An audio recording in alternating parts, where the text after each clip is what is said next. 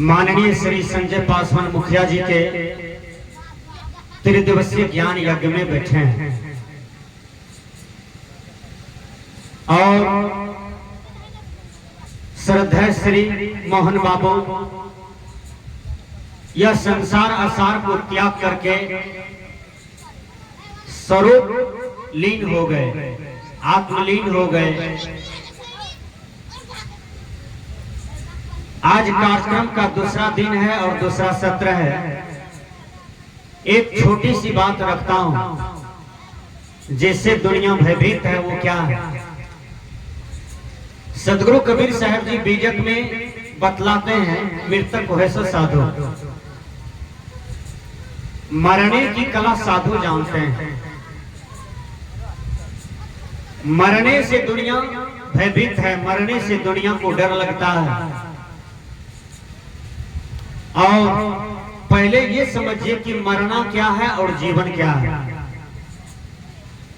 स्वामी शंकराचार्य अपने दर्शन में कहते हैं, जीवन मृतः कस्तु निरोधमोय, अर्थात जीते जी कौन मरा हुआ है?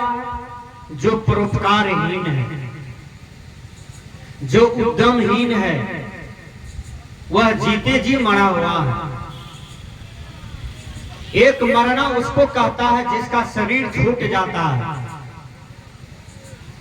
उसको मरना कहता है। एक मरना उसको कहता है जो जीवन में कभी समाज में पुनीत काम नहीं किया है, राष्ट्र में शुभ काम नहीं किया है, विश्व कल्याण के लिए कोई सुंदर काम नहीं किया है, वो जीते जी मरा हुआ माना जाता है। सदगुरु कबीर साहब जी कहते हैं कि मरना तो सबको एक दिन है, लेकिन मरने से पहले कुछ जी करके संसार को दिखा दो। वो क्या है? व्यवहार की कला। यदि हमारा व्यवहार मजबूत होगा तो संसार के सारे कार्यक्रम को हम सफल कर लेंगे। पहले हमें यह समझना होगा कि व्यवहार किसे कहते हैं। मान इंद्रियों से जो हम कुछ करते हैं उसे हम व्यवहार कहते हैं। मान, वाणी और शरीर, ये तीनों से जो क्रिया होती है उसे हम व्यवहार कहते हैं। मन यदि हमारा सही होगा, वाणी सही होगा, शरीर सही होगा तो हमारा जो भी क्रिया होगा वह शुद्ध होगा, क्योंकि हम कर्म की ही दृष्टा और भोक्ता होते हैं। जो कर्म करते हैं उसी का फल हमारे सामने में आता है। सभी कोई धर्म से जानते हैं, धर्म से बोलिए कि खेत में आप मकई लगाते हैं तो क्या मिलता है? मकई मिलता है ना। खेत में आप गेहूं लगाते हैं तो गेहूं मिलता है ना। खेत में आप आम का पौधा लगाते हैं तो आमे का फल पाते हैं। तो जो भी कुछ आप करते हैं वही आपके जीवन में आता है। इसलिए कर्म संसार में सबसे बड़ा चीज है। आज देखिए, कोई बच्चा को पूछिए आप 10वां नंबर वाला दादाजी का नाम बताओ, तो वह बच्चा नहीं जानता है। उसी बच्चा को पूछ दीजिए कि आप राम को जानते हो, तो वह बच्चा कहता है हाँ मैं जानता हूं।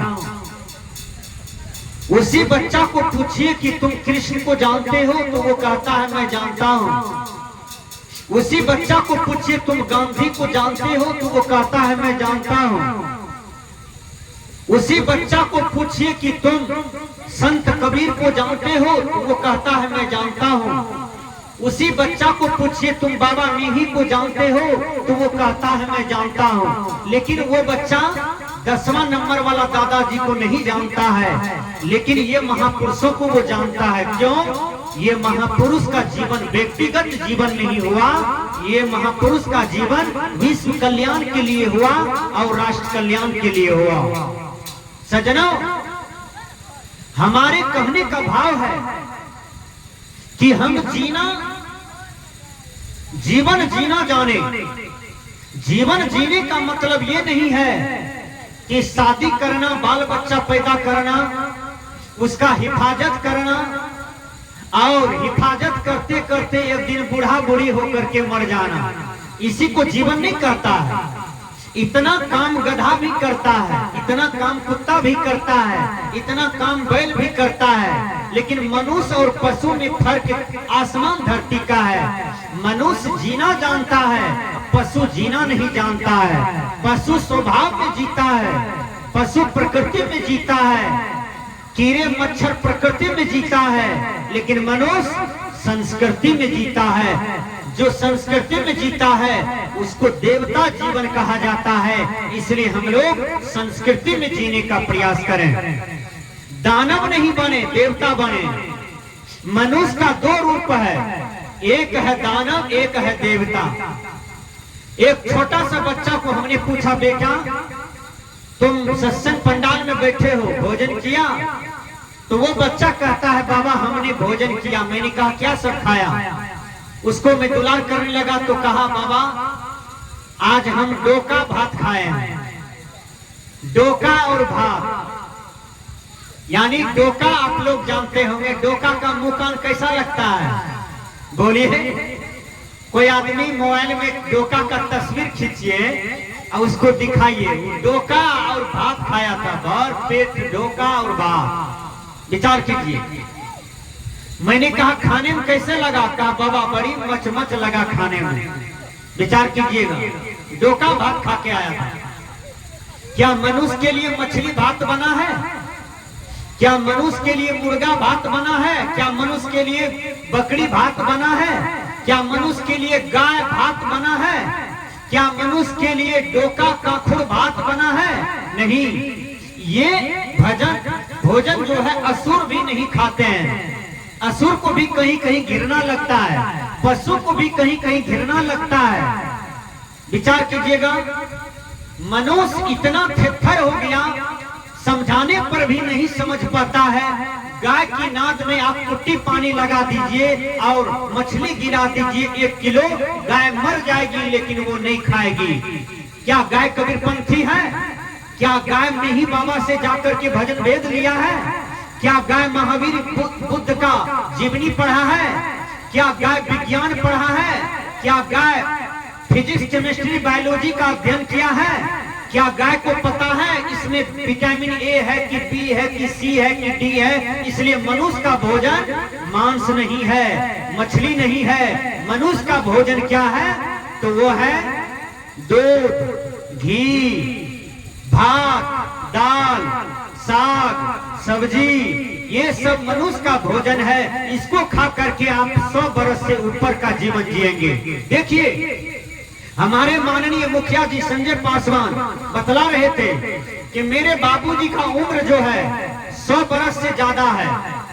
विचार कीजिएगा, आज 100 बरस बड़ा बड़ा महात्मा भी नहीं पार कर पाते हैं, लेकिन मोहन बाबू इस पंचायत का 1 नंबर कबीरपंथी था। उसको बीजक साखी बहुत याद था। हमको कभी काल रोक करके और बीजक साखी बताते थे कि महात्मा जी इसको याद करके रखिए, आपको मंच पर काम आएगा। इसलिए मोहन बाबू 1 नंबर कबीरपंथी थे, 1 नंबर ज्ञानी आदमी थे पंचायत में। इसलिए महान पुत्र को जन्म दिए, उसका नाम है संजय पासवान मुखिया जी। आज आपके पंचायत में दूसरा बार जीत करके जनता का आशीर्वाद प्राप्त किए हैं। सज्जनों, हमारे कहने का है कि आप आहार विहार को सुधारिए। आज मोहन बाबू का आहार विहार सुधरा हुआ था, इसलिए 100 बरस से ज्यादा उसका आयु गया। विज्ञान आज साबित करता है, जो मांस खाता है, वेश्यागमन करता है, शराब पीता है, उसका आयु कम हो जाता है। इसलिए आपका जवान बेटा, जवान बहू, जवान लड़की सब अब नशा खाना शुरू कर दिया है। एक बार हम विराटनगर से झापा जा रहे थे प्रवचन में, एक लड़की शराब पी करके बस पर आई और बैठ गई। उसका मुंह से बदबू दे रहा था, हमारे बगल में बैठ गई। हमको कहता है सन्यासी कहाँ जाओगे? हमने कहा तुम अपना पहले दोनों खिड़की बंद कर रखो, नहीं तो हमको उल्टी हो जाएगी। तुम शराब पीते हो? तो हमको पता नहीं था, हम नेपाल तीसरा बार गए थे।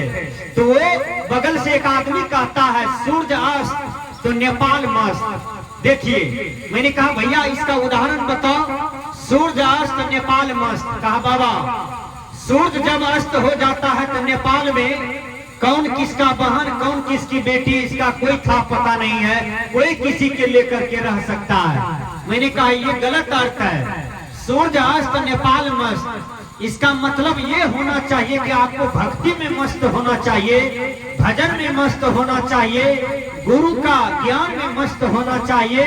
कोई किसी की पत्नी के साथ सो जाओ, कोई किसी की बहन बेटी को भगा करके ले जाओ, इसी को मस्ती कहें। शराब पिए, दारू पिए, बलात्कार करें, इसी को मस्ती कहते हैं। नहीं सजनाओ, ये हुआ विकृति जीवन, ये हुआ दानव जीवन। ऐसा जीवन का आप त्याग करें। इंग्लिश के विद्वान कहते हैं कि my stomach is not a graveyard that I shall eat dead body.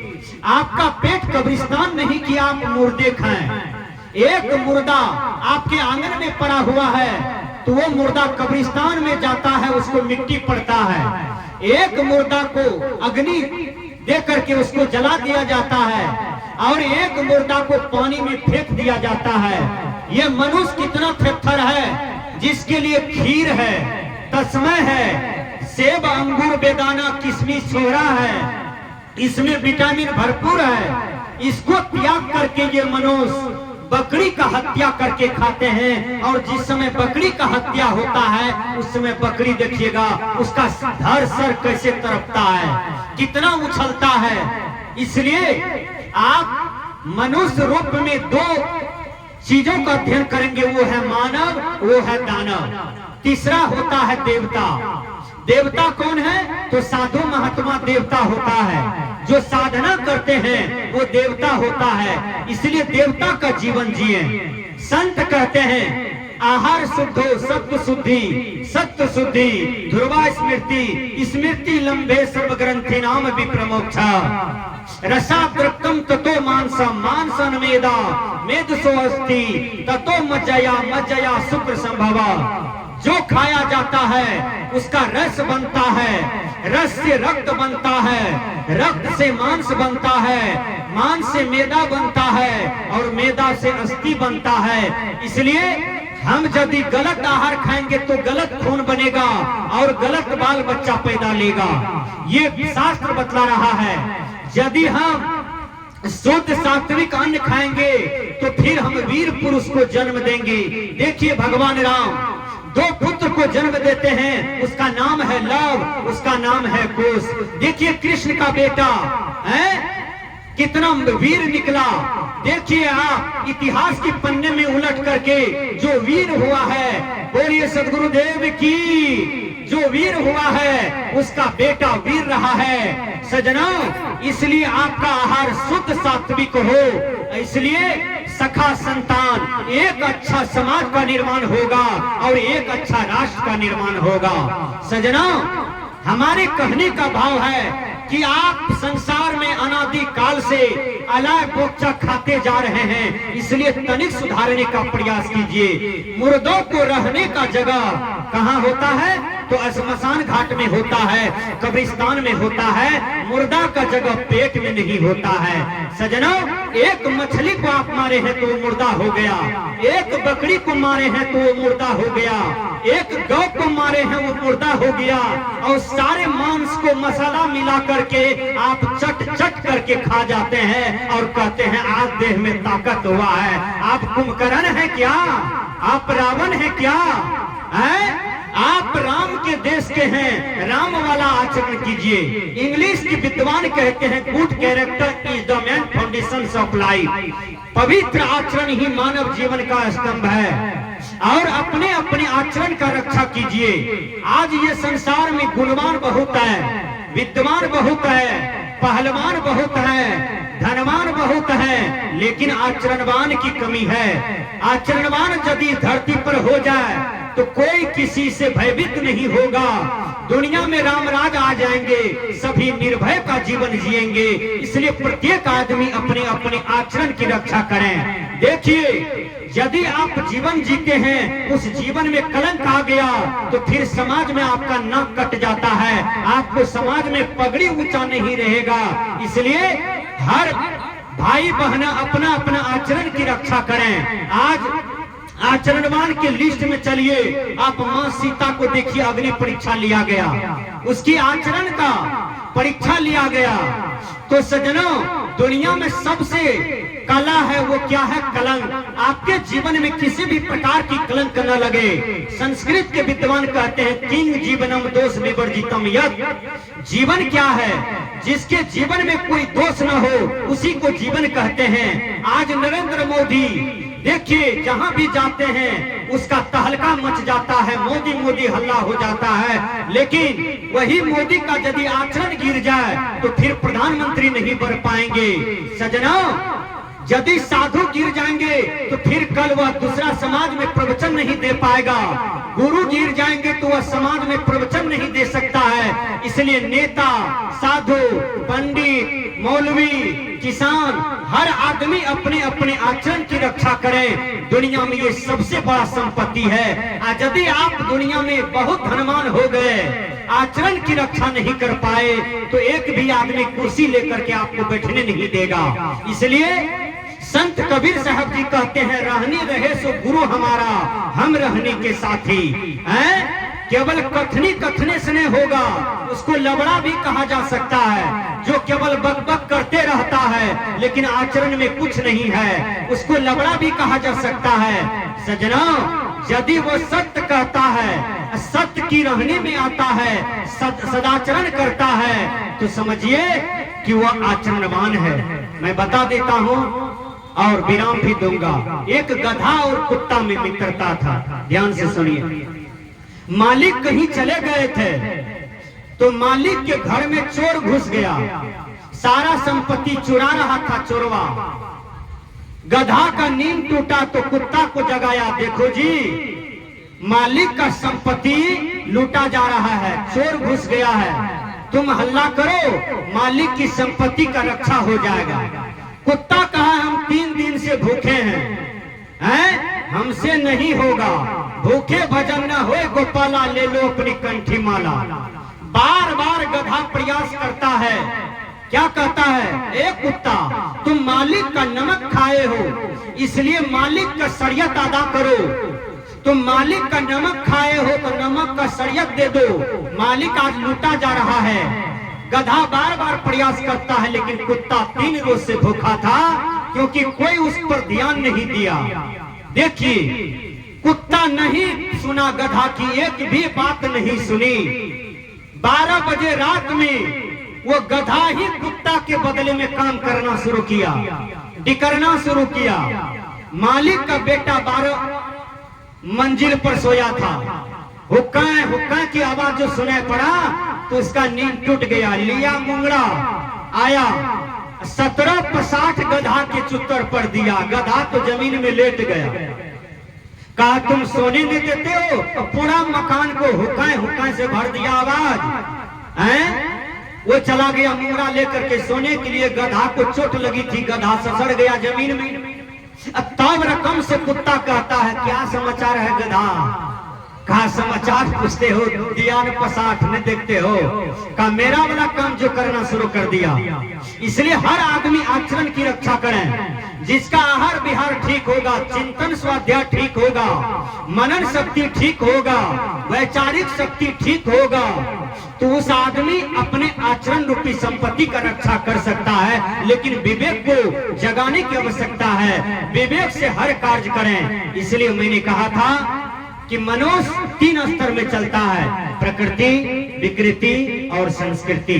प्रकृति में जो चलता है वो मानव कहलाता है, विकृति में चलने वाला दानव कहलाता है और संस्कृति में चलने वाला देवता कहलाता है। संस्कृति के मार्ग पर बाबा मेही, सदगुरु कबीर, जीसस, क्रोसस, पलटू, बहुत बड़े बड़े दार्शनिक, सामाजिक कार्यकर्ता ये जीवन जी करके संसार से गए, तब आज उसका नाम अमर है। बस इन्हीं शब्दों के साथ अपने वाणी में विराम देता हूँ। हम लोगों के बीच